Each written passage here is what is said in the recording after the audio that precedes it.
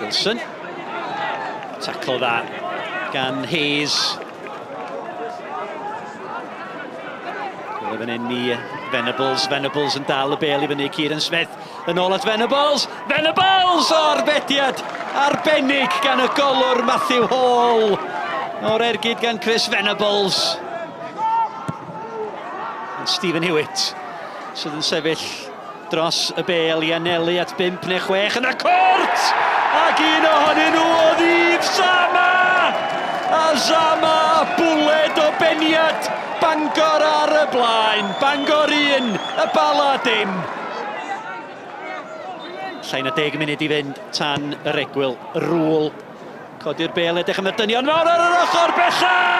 Venables yn y fan o'r lle, union i'r sgôr. Y gic rydd gan Rŵl yn cael ei chodi at y postyn pella. A Chris Venables, y capten, yn manteisio. Disney, Pearson, Rŵl, hyfryd gan y Bala'n pasio I ffordd trwy ganol y cae. Venables, Smith, so gyflym yr ergyd, Smith ar ergyd!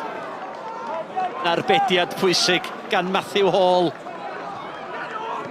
Dyma Rittenberg.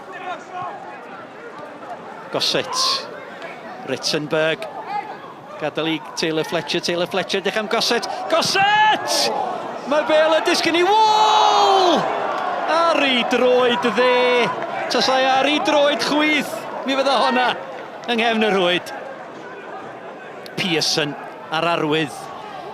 Ar gyfer y gic gornel a draws y cort. Ymil Stewart J. Jones yna. Mae honna yn gic o'r smotin ydy. Ben Boleta ar llithyr dacl. Ymil Mr Bryn Markham Jones yn y fan ar lle I bwyntio at y smotin. Venables, y golwr yn mynd y ffordd anghywir. 1 munud ar 10 o'r ail hanner wedi chwarae. Ac ar ôl bod ar ei holi, mae'r ymwelwyr ar y blaen. Bangor 1, y Bala 2. 20 munud o'r ail hanner wedi chwarae. Short, tafliad hir unwaith eto I fewn i'r cort! Oedd na lawio gan Gary Taylor Fletcher, oedd mi oedd na. Mae'n gic o'r smotin arall i'r ymwelwyr. Hall yn ceisio gwneud I hun yn fawr.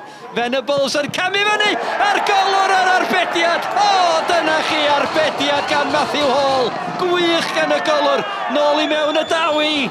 Ar ôl beniad allan am gic gornel. Wel, Venables. O, mi gafodd o afol ar hwnna. Fel ag y grath y golwr.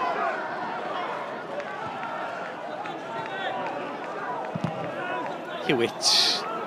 Cynnar peniad ymlaen I Lwybr Davies. Mae Davies o'i grefych na Ben Boleta.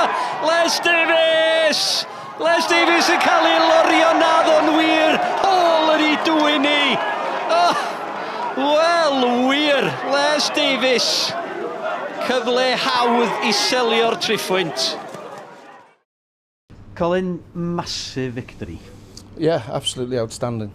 Proud of every one of the lads and the squad, management team and everything today. Great, thought we thoroughly deserved it. The only criticism that we should have gone in about 5-1 after the end of the game. You know, Les had a great chance, missed penalty, breaks and things.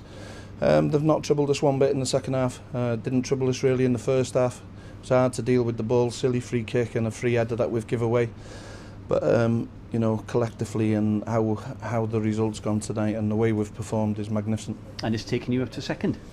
Yeah, you know, everybody spoke about everybody else this season about how good other teams are in the league and, you know, criticised us a little bit at the start. So, you know, we've quietly got on with it and there's a long way to go. But we'll give as good as we get everywhere this season. You know, there's a lot of tough games to go.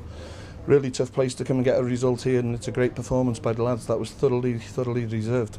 Bitterly disappointing performance. Certainly weren't at the races tonight.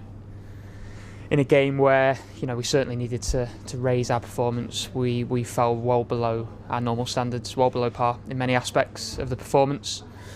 And I think that, you know, the word to use is appetite, and I thought they showed more of it to win a game than what we did. I thought we lacked appetite to win a football match as a team. You know, there was still some decent individual performances and excellent, you know, Matt, the goalkeeper, keeping us in it at times, and even the penalty save, you know, at 2-1, which still gives us a chance, you know, to maybe get an equaliser towards them. But yeah, I thought all over the pitch, they showed better appetite and desire to win a football match. Looking ahead now, would you say that the Welsh Cup is your priority for that place in Europe? Well, not necessarily. I think obviously it's a great opportunity, isn't it? There's no doubt about that, and we're delighted to be, in the semi-final of that cup. But we've got objectives still in the league, and they're still achievable even after tonight. It's a bit of a blow in terms of the result, because even if you can't win the game, you certainly don't want to lose it. We have lost the game. We've been in good form recently. The most important thing now is that we respond well as a group. We stay positive.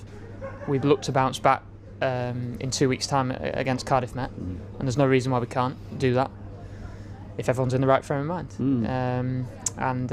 Still plenty of points to play for, and our targets can still be achieved in the league.